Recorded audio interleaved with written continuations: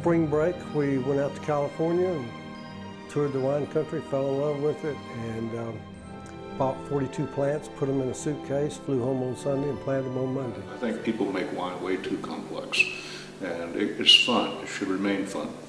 I've liked wine all my life. I'm actually a scientist by trade.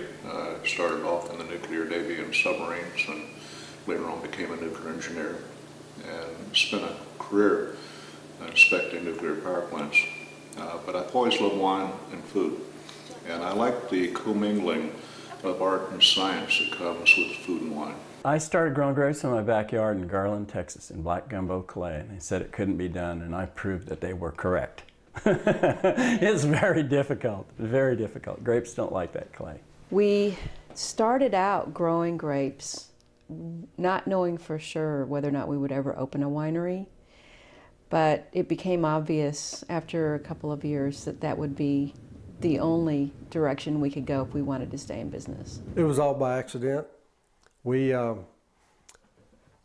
bought this property. My major in college was aviation with a minor in business, and I went back, got an MBA, and I got transferred to Wichita Falls in '86, and bought this piece of property to put a hangar on and build an airstrip and go back to doing some flight instruction on the side just to piddle with. And saw a program on TV one day where a guy had left Texas, went to France for 2 years to learn how to grow grapes and make wine, so Texas is a good place. I thought, I like wine, that might be fun. And so I got started growing grapes. I retired in '94. We bought the property in '95, but I had made wine every year from 1991 through the current time from local grapes. We've been growing grapes at this location for 10 years. It was previously a vineyard that was planted in 1984 and had been abandoned after about 4 years. So it went for about 9 or 10 years with absolutely nothing. When we got here, it was greenbrier and scrub oak and sumac everywhere, and there were very few vines left alive. But we actually salvaged some of the old vines, but that was not our objective. We bought it in January 4th of 1999, and by March 15th we were planting Cabernet Sauvignon on that side back over there. Started making wine in 2001.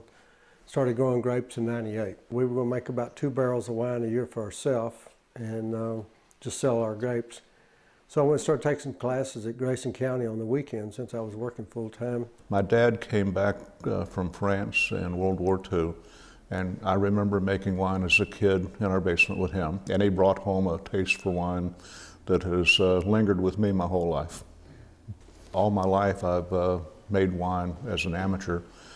Studied it a lot on my own. I'm a graduate of Grayson County College's Enology Viniculture program, and I've also attended UC Davis and a whole lot of seminars and such as that around the country to learn how to do it right. We all learn from each other. Everybody's very open. We're all about education. I think Texas has some of the best educational programs for people that are interested in this business. We actually met racing motorcycles, Grand Prix road racing. We got flat knees, we're knee draggers. And we just have a lot of the same interests. We started our own business together and raised kids together and worked together and lived together for 30 years now. So she used to take us on surprise vacations, and we ended up in Napa Valley. And it was kind of like Valhalla, you know, I kissed the ground kind of thing when when I got there. I took her to California, taught her how to drink wine, had to come home and build a winery to keep her in stock. So when we started the winery, we were actually going to only make about 1,000 cases a year and sell it around the Christmas and the holidays and on weekends, because I was still regional manager for TXU at that time.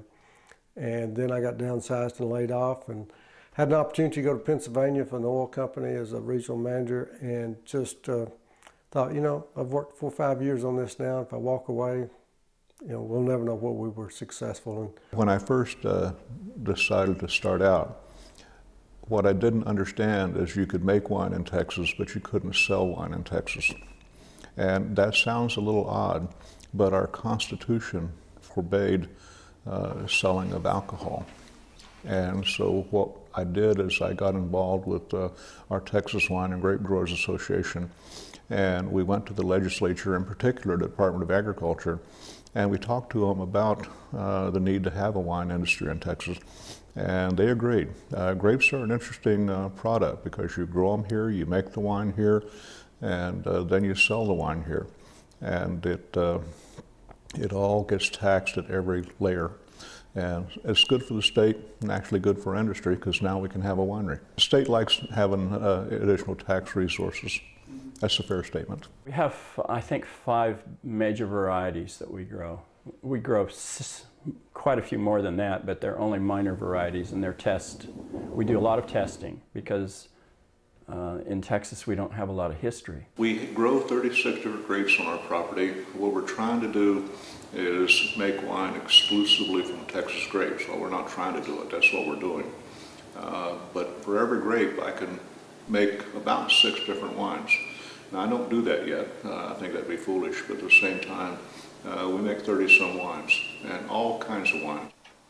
We have several growers in California, Washington, New Mexico that we've been buying from, and Texas. And so we spread ourselves out so that we're protected. We make mostly dry red wine. That's our specialty. We have a little bit of white, some rosé, both of which we're sold out of right now. We find that most of our customers appreciate the dry reds. So that's what we're going to continue to specialize in. We have enough land and grapes that in a good year we could grow all we need. Mother Nature doesn't always allow that. Spring freeze is a bigger problem. Hail doesn't help. Then other issues like coons love grapes, dogs love grapes, deer love grapes. Everything will eat your grapes. The weather is a big factor in Texas grape production. There's very few new growers, and so the competition for fruit has just escalated. Prices have gone out the roof.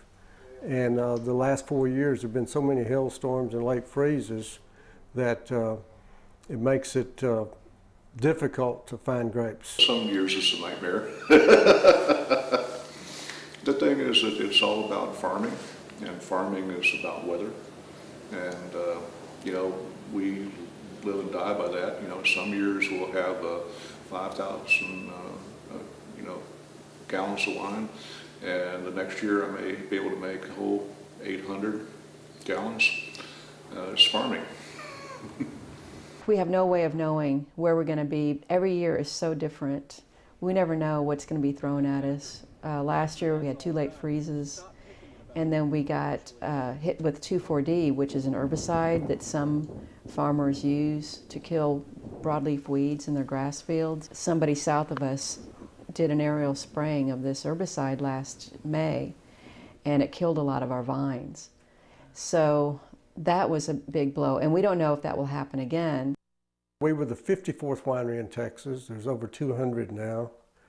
And in size, we'll probably, if we get everything bottled we need to bottle this year, we'll rank around 7th or 8th. Never dreamed of being this size. It kind of caught us by surprise. But I enjoy that, you know. Some people like smaller wineries, I like bigger ones. We sell 95% of the wine we make right out of our tasting room. We are not in distribution because we're just too small. We harvested, last year for example, we harvested 30 tons of grapes and made about 4,000 gallons of wine. And that's pretty typical. It varies every year though, depending on the weather. Some years a little more than that, some years a little less, but around, 3,000 to 4,000 gallons a year is what we're producing right now. That's a lot of bottles of wine. Just as easy to make 10,000 gallons as it is to make 1,000 to me. We should bottle about 18 to 20,000 cases this year. As you can see, this is a tiny place. We don't have enough wine to even enter contests. We don't need to. We just sell everything, and when it's gone, we say, sorry. Before the downturn, we were on a steady rise where every year was higher volume than the previous year. In fact, we were having trouble keeping up with the demand.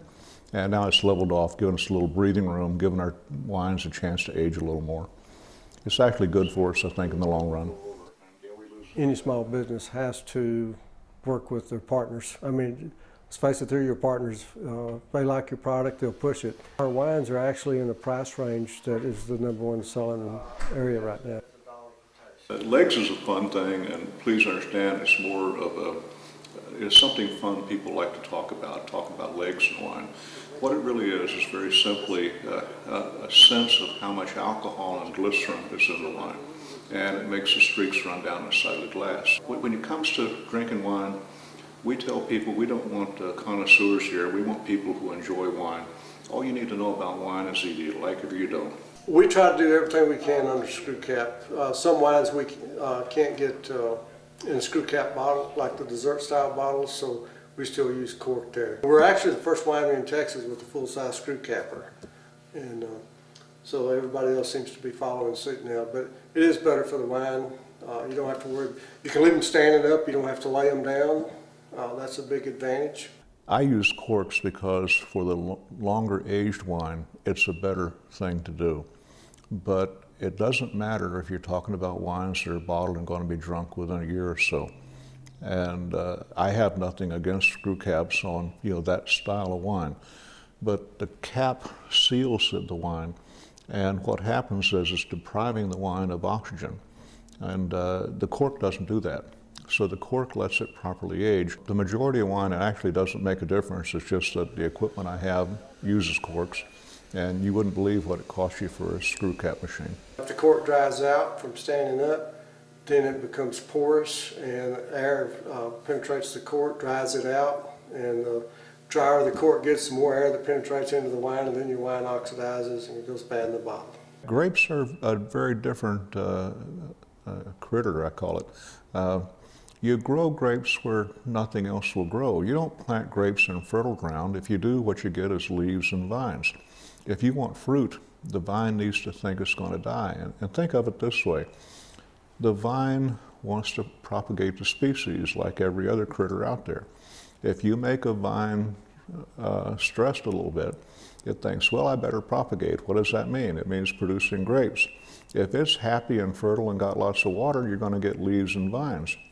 You don't want leaves and vines, you want grapes. And I can help them out when they need it, but a lot of times I want them to suffer. I can't drink it all, so I make a little for me, but mostly I make wine for other people. We met in 1979. We were both racing motorcycles, and the rest is history. We were made for each other. It represents the whole area, the whole community. Both risk takers, not afraid to try new things and follow our dreams. So here we are.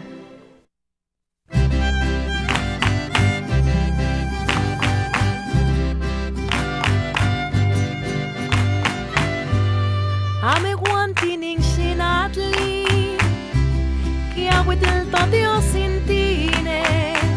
Ame guantining sinatli, intonantlal.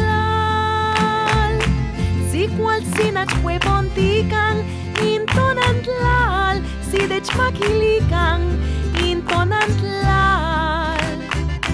Si cual sinach huepontican.